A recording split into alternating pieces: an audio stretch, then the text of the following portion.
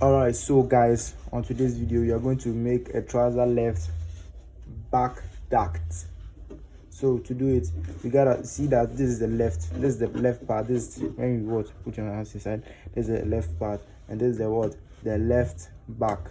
So we are going to fold it like this.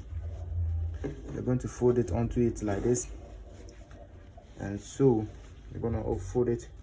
So from the mouth of the pocket, this way, this place, we're going to measure it from this place to this part to what? So waist 30 that we are doing it. Waist 30 trouser that we are doing it. So we're gonna measure it like a 3.5 and 1 inches.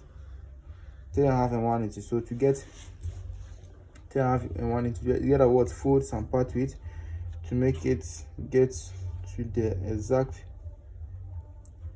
length that we want it to be. So gotta still fold it, and to get the 3.5 and 1 inch,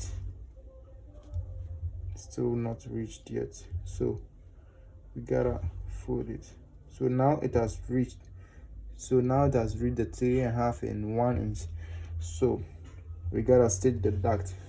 We gotta stitch the duct on the 1/4 inches as the width, and we are going to stitch it slantly to the down part like a 3 inches or 2.5 inches. So anyhow we will do it. So we start stitching it. So please watch it carefully so that you're able to see exactly how we are doing it, how we are going about it. So we are stitching it to the down part. You stitch it slantly.